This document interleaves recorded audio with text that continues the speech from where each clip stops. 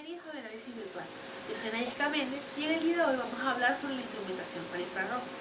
Para ello contaremos con un panel de expertos que nos permitirán el entendimiento sobre el tema del día. Primero, es necesario que conozcamos los tres instrumentos utilizados para las lecturas de infrarrojo.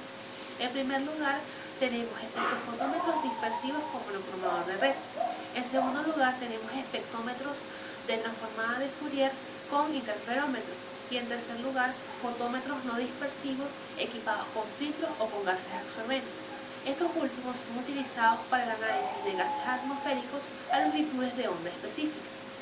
Para los años 80, los instrumentos dispersivos eran los más utilizados para las lecturas en infrarrojo. Pero en la actualidad, estos se han visto desplazados por los espectrómetros de transformada de Fourier para las lecturas de infrarrojo mediano y lejano, debido a su velocidad, confiabilidad, ventaja en la relación señal-ruido y comodidad. Pero para las lecturas de infrarrojo cercano se siguen utilizando instrumentos dispersivos, pero estos no son más que extensiones de los instrumentos de UV visible. Pasa la licenciada Ángela Martínez, que nos hablará sobre los componentes del espectrómetro de transformada de Fourier, sobre el diseño de instrumentos y sobre las características de funcionamiento de los instrumentos comerciales. Gracias por el pase. Hablemos de los componentes de los instrumentos de transformada de Fourier. La mayoría de los instrumentos de infrarrojo de transformada de Fourier que hay en el comercio se basan en el interferómetro de Michelson, aunque también hay otros tipos de sistemas ópticos. Hablemos del mecanismo de activación. Para obtener interferogramas satisfactorios y por tanto espectros satisfactorios, es necesario que la velocidad del espejo móvil sea constante y que su posición se conozca con exactitud en cualquier instante. También debe permanecer constante el plano del espejo a lo largo de todo el recorrido, de 10 centímetros o más. En la región del infrarrojo lejano, donde las longitudes de onda van de 50 a 1000 micras, se pueden tener desplazamientos del espejo de fracciones de longitud de onda y la medida exacta de su posición mediante un tornillo micrométrico accionado con un motor. Para las regiones de infrarrojo medio y cercano se requieren mecanismos más precisos y complicados. En este caso, el soporte del espejo está suspendido sobre cojinetes de aire sujetos a unos manguitos de acero inoxidable muy ajustados.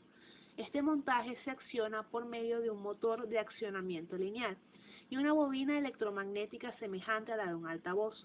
Una corriente creciente de la bobina mueve el espejo a una velocidad constante. Al alcanzar el extremo final, el espejo regresa con rapidez al punto de partida para el próximo barrido, mediante una rápida inversión de la corriente. La longitud del recorrido varía de 1 a 20 centímetros y las velocidades de barrido oscilan entre 0,01 a 10 centímetros sobre segundo. Para el sistema del espejo funcione de forma satisfactoria, se requieren dos características adicionales. La primera es que el sistema pueda tomar muestras del interferograma a intervalos de retraso exactamente definidos. La segunda es un método para determinar con exactitud el punto de retraso cero para facilitar el promedio de las señales. Si no se conoce con exactitud este punto, las señales de los barridos repetidos no estarán en fase. El promedio tiende a degradar la señal en lugar de mejorarla. El problema de la toma de muestras precisa de la señal y de su promedio puede resolverse usando de 2 a 3 interferómetros en vez de uno, y con un único montaje para espejos que sostienen los tres espejos móviles. El sistema 1 es el sistema infrarrojo, que proporciona en última instancia un interferograma semejante. El sistema 2, también denominado sistema de referencia de franjas láser, proporciona la información del intervalo de muestreo. Dicho sistema consta de un láser de helio-neón, S2, un sistema interferométrico con espejos MM2 y M2, y un divisor del haz B2 y un transductor T2. La señal de salida de este sistema es una onda coseno. Esta señal se convierte electrónicamente en la onda de forma cuadrada. El muestreo comienza y termina en cada cruce sucesivo con el cero. El sistema de referencia de franjas láser proporciona intervalos de muestreo muy reproductibles y con separación regular. En la mayoría de los instrumentos, la señal de rayo láser se utiliza también para mantener constante la velocidad del sistema que acciona los espejos. El tercer sistema interferométrico, a veces llamado sistema de luz blanca, emplea una fuente de tungsteno, S3, y un transductor T3, sensible a la radiación visible. Su sistema de espejo se fija de modo que se produzca un retraso cero desplazado hacia la izquierda respecto a la señal analítica.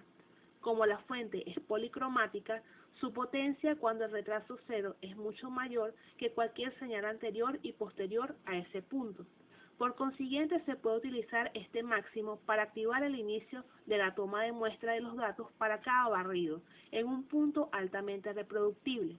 El sistema de 3 interferómetros apenas descrito permite una notable precisión al determinar las frecuencias espectrales y supera con mucho a la que se consigue con los instrumentos de red ordinarios.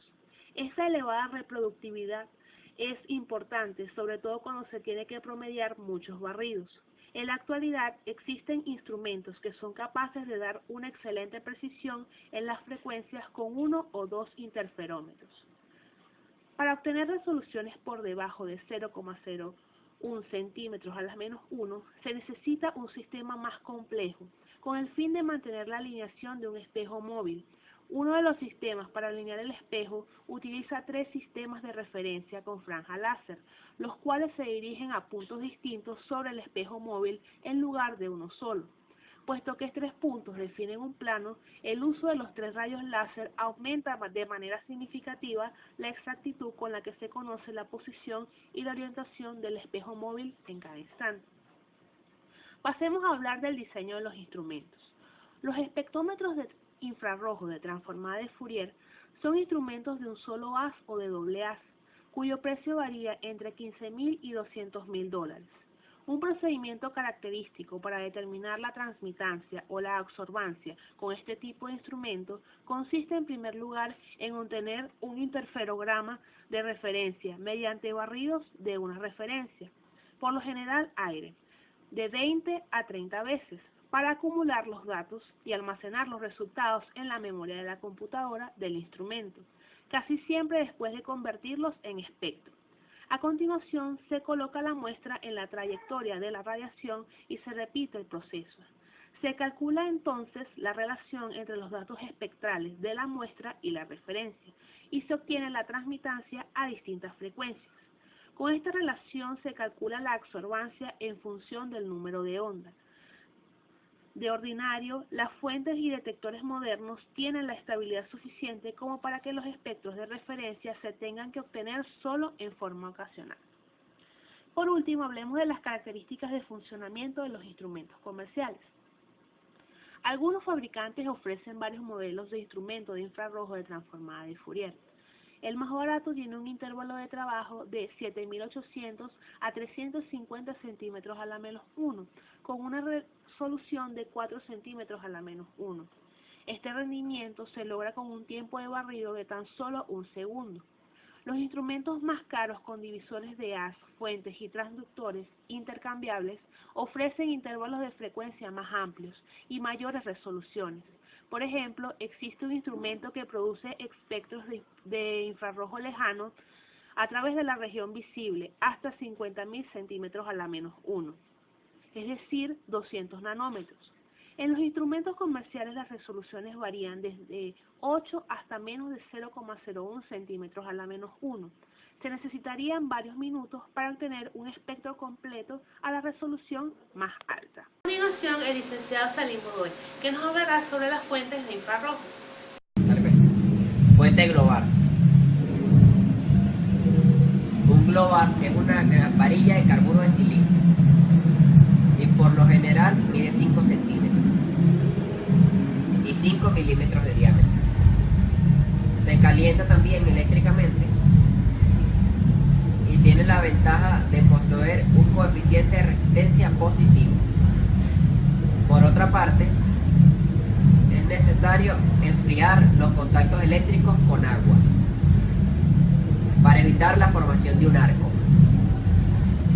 Las energías espectrales del global y del emisor de NER son semejantes, excepto en la región exterior a los micromicrómetros, donde el global proporciona una señal significativamente mayor. Fuente de filamento incandescente. Se trata de una fuente de intensidad algo menor, pero de vida más larga que la fuente global o de emisión de energía. Consiste en una espiral muy apretada, hecha de alambre de nicromo, y se calienta por el paso de una corriente eléctrica a casi 1100 kV. Un calentador de filamento de rodio sellado por un cilindro de cerámica que es similar a esta fuente, pero es más caro. Las fuentes con filamentos de nicromo poseen menor intensidad que muchas fuentes de infrarrojo. No obstante, la fuente de filamento de incandescente no necesita enfriamiento y casi no requiere mantenimiento. Por esta razón, la fuente de filamento de nicromo utiliza casi siempre como la confiabilidad, y es importante cómo los han analizado este proceso. Otro, arco de mercurio. Para la región espectral del infrarrojo lejano, ninguna de las fuentes térmicas descritas hasta aquí proporcionan suficiente energía. En este caso, se utiliza un arco de mercurio de alta presión, que consta de un tubo revestido con cuarto que contiene vapor de mercurio a una presión mayor que una atmósfera. El paso de la electricidad a través del vapor origina una fuente de plasma interno que proporciona una radiación continua en la región del infrarrojo lejano. Lámpara de filamento de tungsteno. Es común y es una fuente adecuada para la región del infrarrojo cercano, de 4000 a 12800 centímetros a la menos 1. Fuente de láser de dióxido de carbono,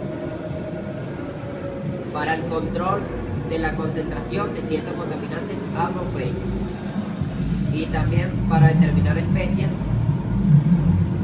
absorbentes en soluciones acuosas.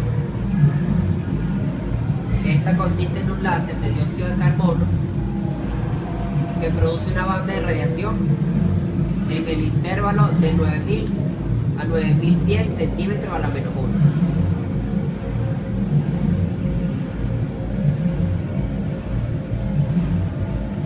Por lo tanto, esta fuente es útil para determinación cuantitativa unas especies importantes como el amoníaco, butadieno, susdeno, etanol, dióxido de nitrógeno y tricloretileno. Una propiedad importante de la fuente de láser es la potencia radiante disponible en cada línea,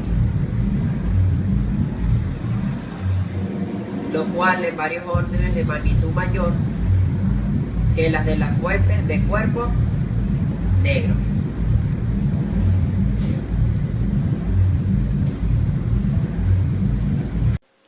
Ahora el licenciado Jay Berlugo, que nos hablará sobre las ventajas del espectrómetro de transformada de Fourier y sobre los instrumentos dispersivos. Transformada de Fourier presentan una relación señal-ruido mucho mejor a los instrumentos dispersivos. Esta señal puede cambiar por barridos rápidos para obtener buenos espectros en pocos segundos. Una ventaja teórica es que sus componentes ópticos presentan un rendimiento energético. Este rendimiento está limitado por la necesidad de utilizar rendijas angostas. Sin embargo, la ganancia de este potencial se compensa de manera parcial por la sensibilidad de detectores de manera repuesta rápida en mediciones interferométricas. Los interferómetros carecen de problemas de radiación. una frecuencia de infrarrojo se torcea a una frecuencia diferente. En cuanto al área química, tenemos que se utilizan para mayor resolución como mezcla de gases, estudio de muestras con absorción elevada, estudio de sustancias con bandas de absorción débiles, investigación que requieren barridos rápidos como estudios cinéticos, obtención de datos en infrarrojo de muestras pequeñas, obtención de espectros de reflexión y estudios de emisión en el infrarrojo. Démosle el pase al licenciado Leonardo Mendoza, que nos va a hablar sobre los instrumentos no dispersivos. Instrumentos no dispersivos. Dentro de los instrumentos no dispersivos se encuentran los fotómetros de filtro, fotómetros sin filtro y analizadores de correlación. Los instrumentos no dispersivos son utilizados para análisis cuántico de los espectros de infrarrojo. Se han diseñado algunos instrumentos, algunos son sencillos, otros fuertes, tales como los fotómetros de filtro básico y los fotómetros sin filtro, que son usados con cuña. Algunos analizadores de gas no están equipados para que el dispositivo seleccione la longitud de onda, por lo que son menos complicados, más resistentes, más fuertes y son más baratos. Fotómetros de filtros son diseñados para el análisis cuantitativo de diferentes sustancias presentes en la atmósfera. Hay modelos las cuales ya vienen calibrados de fábrica para uno o más de 100 gases. El instrumento está controlado en un computador. Utilizan filtros para bandas de 1,8 a 14 micrómetros con un intervalo de 7,7 a 14,1 milímetros para la longitud de onda. Para seleccionar la longitud de onda, la fuente es un filamento de alambre de micromo y el traductor es un dispositivo piroeléctrico. La muestra gaseosa es introducida dentro de la celda mediante una bomba accionada por batería con un ritmo de 20 litros por minuto.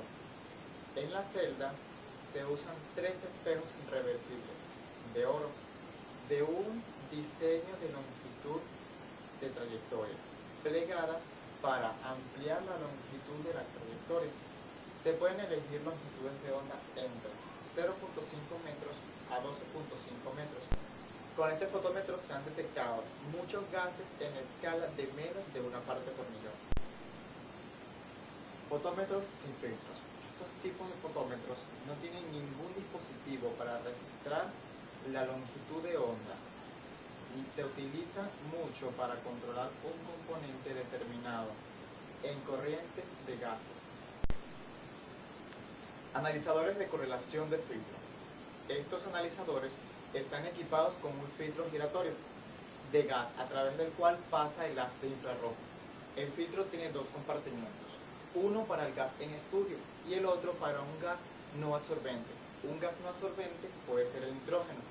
Cuando el gas en estudio está en el haz, atenúa en forma selectiva a la fuente de infrarrojo.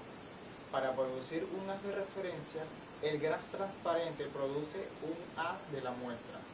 Casi siempre la fuente de infrarrojo se divide en una frecuencia alta, mientras que los filtros giratorios a una frecuencia baja, para la cual se genera una señal modulada, la cual es proporcional a la cantidad del analito. En este instrumento se calibra mediante una curva de trabajo, mediante la dilución de un gas patrón. Y por último, pasemos con la licenciada Karen León, que nos hablará de los transductores de infrarrojo. Y por último, pasemos con la licenciada Karen León, que nos hablará de los transductores de infrarrojo. Y por último, los transductores de infrarrojo. Los transductores de infrarrojo son de 3 tipos: transductores piroeléctricos, transductores fotoconductores y transductores térmicos.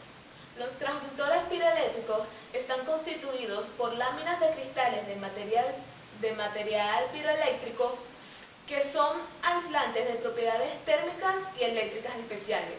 Al aplicar un campo eléctrico a una sustancia piroeléctrica, esta va a mantener una fuerte polarización aun cuando el campo eléctrico haya sido eliminado, debido a que va a depender de la temperatura. Por consiguiente, al colocar un piroeléctrico entre 2 electrodos, se va a obtener un condensador que va a depender de la temperatura. Al cambiar la temperatura por acción de la radiación infrarroja, se va a modificar la distribución de las cargas a través de los cristales, detectándose una corriente. Esta corriente va a ser proporcional al área de la superficie de los cristales y a la razón de polarización de la temperatura. Los transductores piezoeléctricos manifiestan un tiempo de respuesta rápido, por lo cual son más utilizados en los fotómetros, en los espectrofotómetros de radiación de transformancia de Fourier y en los espectrofotómetros dispersivos. Los transductores fotoconductores. Estos consisten en una delgada película de material semiconductor que va a estar depositada en la superficie de un vidrio no conductor, sellada y colocada en una cámara de vacío para proteger al semiconductor de la atmósfera. La absorción de la radiación impulsa a los electrones de valencia no conductora hacia los estados conductores de mayor energía, disminuyendo la resistencia eléctrica del semiconductor. Los fotoconductores se colocan en serie con fuente de voltaje y un resistor de carga. La caída del voltaje en el resistor de carga sirve como medida de potencia del haz de radiación. Las películas de los transductores fotoconductores más utilizadas son la de sulfuro de plomo y la de telururo de cadmio, telururo de mercurio. La de sulfuro de plomo es la más utilizada en las regiones de infrarrojo cercano y estas se pueden utilizar a temperatura ambiente, mientras que la de telururo de cadmio, telururo de mercurio, son las más utilizadas en las regiones infrarrojos medio y lejanas. Estas deben enfriarse con nitrógeno líquido para reducir al mínimo el ruido térmico. Los transductores térmicos. Estos transductores dependen del efecto calórico de la radiación. Son de los más antiguos espectrofotómetros dispersivos utilizados para detectar las longitudes de onda del infrarrojo. Con estos, un pequeño cuerpo negro absorbe la radiación y se mide la temperatura resultante. La capacidad calórica del elemento que va a absorber la radiación debe ser lo más pequeño posible para que ocurra un cambio detectable. Esto es debido a que la potencia radiante del haz de los espectrofotómetros es muy baja. Estos transductores se mantienen al vacío y se protegen cuidadosamente de las radiaciones térmicas que emiten otros objetos. Para reducir los efectos de las fuentes calóricas extrañas, el haz de radiación se divide mediante un troceador. De esta forma, el analito va a tener la frecuencia del troceador y va a ser más fácil separarlos electrónicamente de las señales de ruidos extraños. Los termopares. Los termopares consisten en dos uniones que se forman soldando los extremos de dos piezas de metal, como el bismuto, con otra de un metal distinto, como el antimonio. Estas uniones poseen un potencial que va a variar en función de la diferencia de temperatura. La unión de transductor está constituida en alambres finos o en la vaporización de los metales sobre un soporte no conductor. La unión se oscurece para favorecer la capacidad de absorción de calor y se coloca en una cámara de vacío sellada con una ventana transparente a la radiación infrarroja. Los bolómetros. Los bolómetros son un tipo de termómetros que están constituidos con tiras de metales como el níquel o el platino o con un semiconductor. Los materiales del semiconductor manifiestan un cambio de resistencia relativamente grande en función de la temperatura. Los bolómetros son menos utilizados que los transductores de infrarrojo para medir la región del infrarrojo medio. Esto ha sido todo por el día de hoy. Esperamos que el programa haya sido de su utilidad. Nos vemos en el próximo Bioanálisis Virtual. Gracias.